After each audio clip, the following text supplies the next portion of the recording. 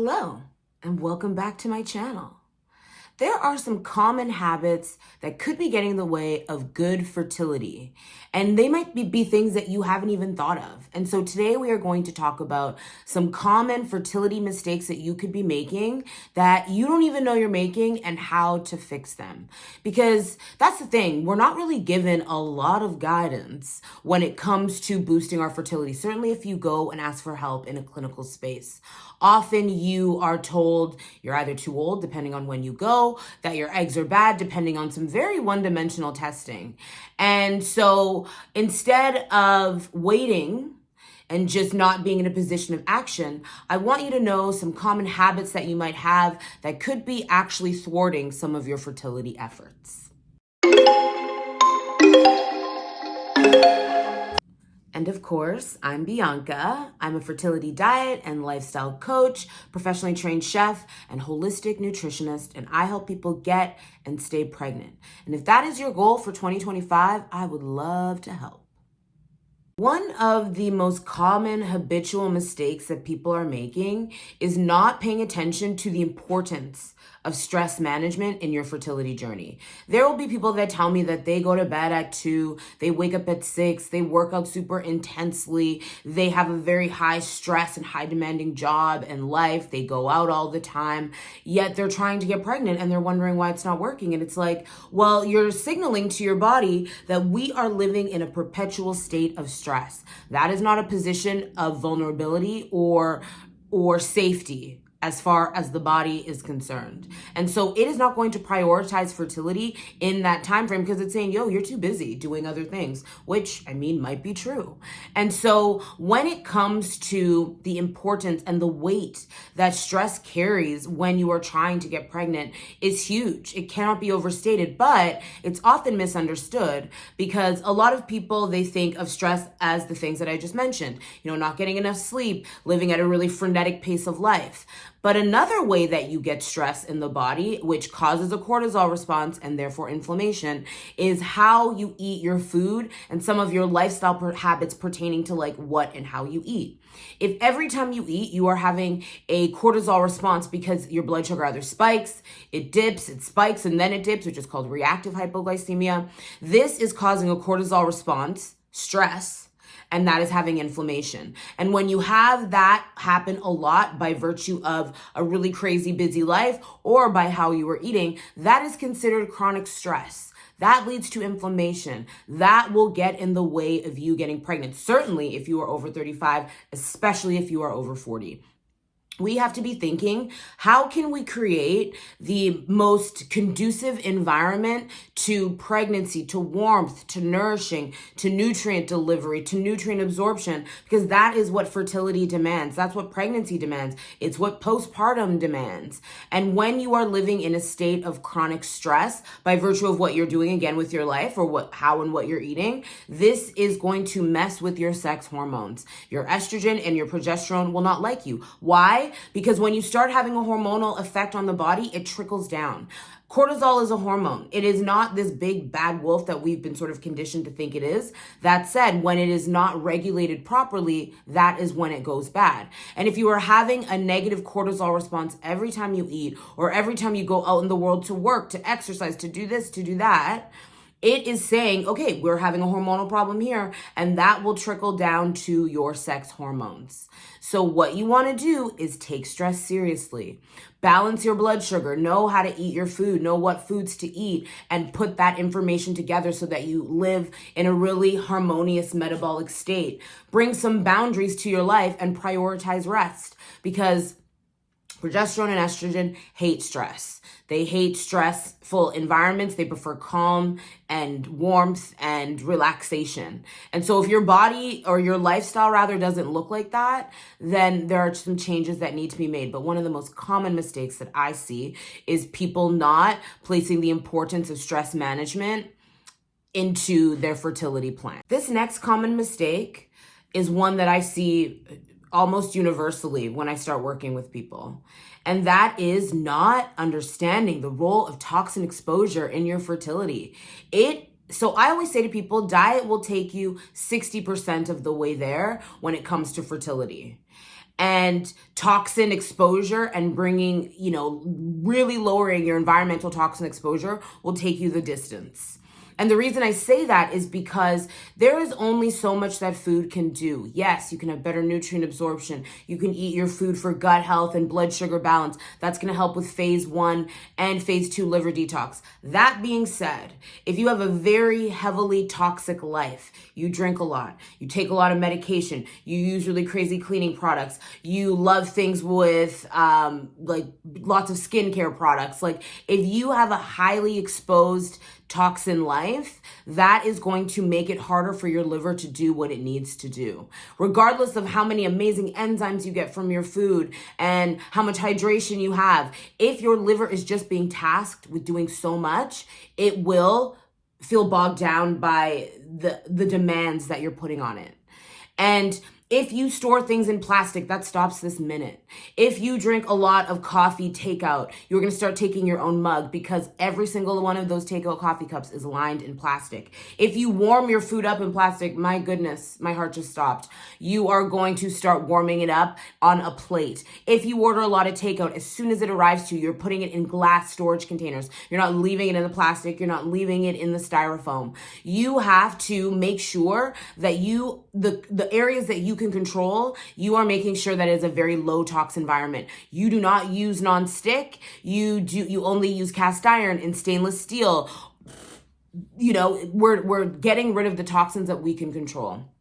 I get impassioned about this part because this is one that is so it's baffling to me that not a higher importance is placed on it, especially in clinical spaces. You will go into a fertility clinic and you aren't able to use fragrance at all. It's a fragrance-free environment. That being said, they don't say anything to you about, do you use fragrance at home? Do you use products with fragrance? Do you slather it on your body? Do you spray it on your lymph nodes? Do you shower with it and scrub it into your skin? Like, it is such an important thing. And women especially, we are exposed to over 200 chemicals that can have an estrogenic effect, that can affect our hormone balance, our gut, our liver, over 200 of those chemicals before we even step outside into our non-control environment.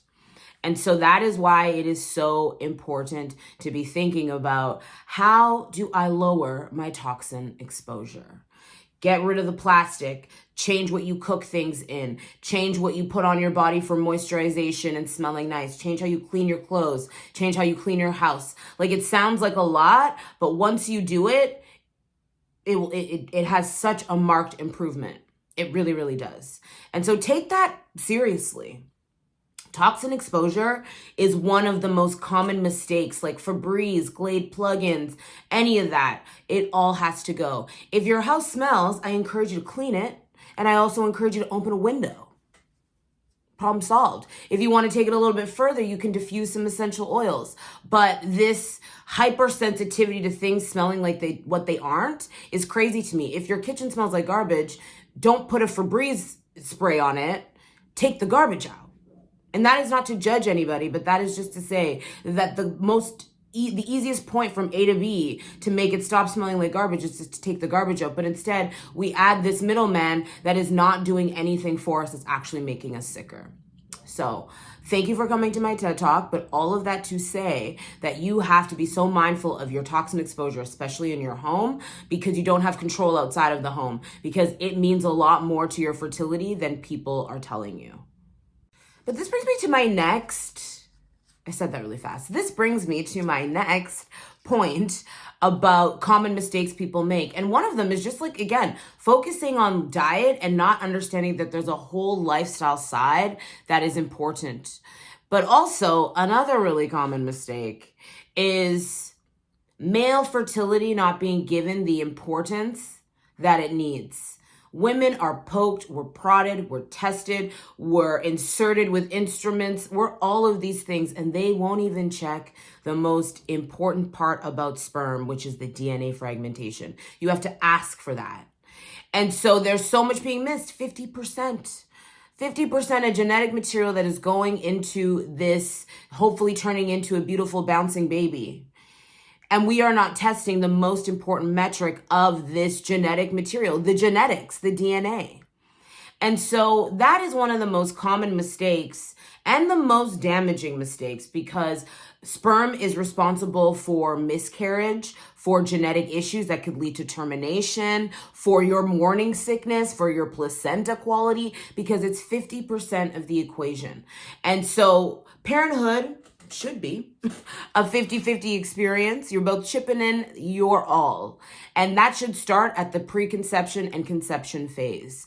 And so making sure that you know what's going on with the sperm from a DNA perspective is very important. And it is often looked at sometimes 6 months down the line, when it should be looked at right at the top of the pyramid when we're looking at all of the metrics for the woman. Because here's what's crazy. There are metrics for us to test sperm quality very easily. We just do a DNA fragmentation test. You do it on the same sperm you do all the other tests on.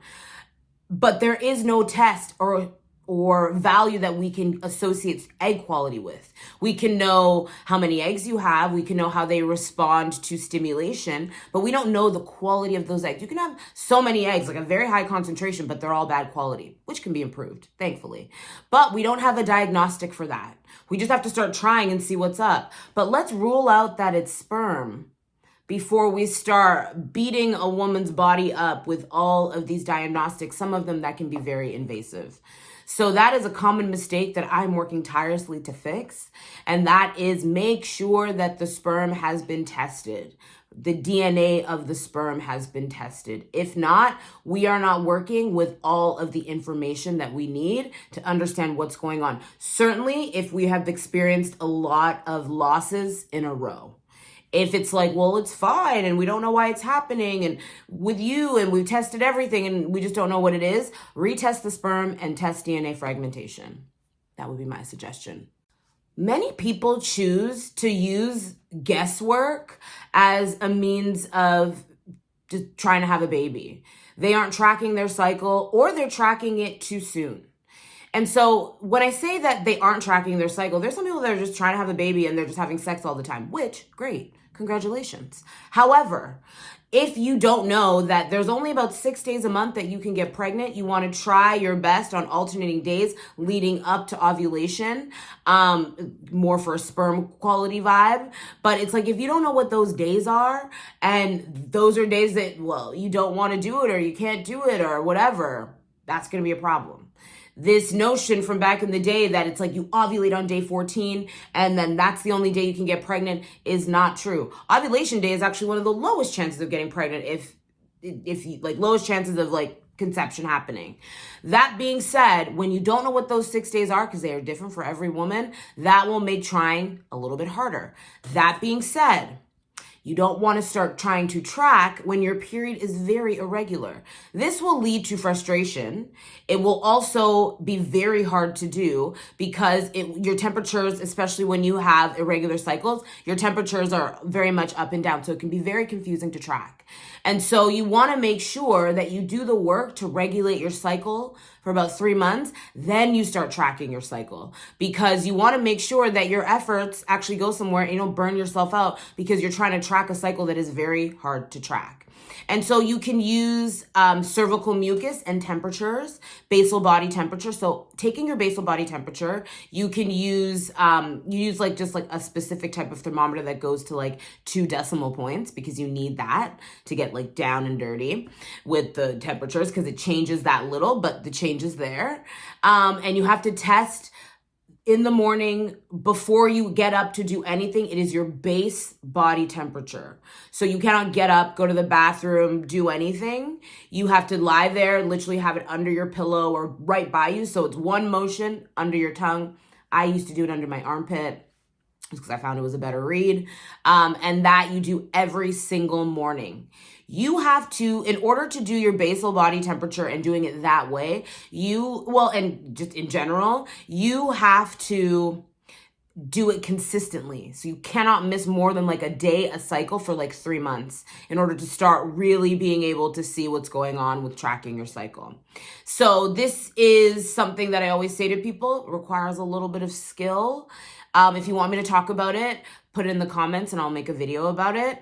But that is, and cervical mucus, but in combination, those can be very helpful and very real diagnostics as to like when you're ovulating, what's going on with your ovulation, and like when you're tracking your cycle. Also, tracking your cycle can be very positive for knowing when your period is coming. My period is very regular, almost to the day, almost to the temperature. But again, it's because of years of work, of doing this work and using it on myself as well, that my period is very easy to track. So when I do temperatures, I don't do it all the time because I'm not trying to get pregnant. But if I were to do temperatures, and I do it every now and again just to see what's up, my cervical mucus, my period, my ovulation, like that feeling of like I'm ovulating, all of it lines up with the dates that I have on my, right here. This is my period tracker. I use a year-long period tracker. And so it all lines up, and that's what matters. But it's just important, like I think it's important to track your cycle, but it's also important to track your cycle when it's trackable. And making it trackable takes a little bit of work, but getting there means that you're going to see a lot of, again, validation of the work that you're doing based on what your period is saying, what your cycle is saying.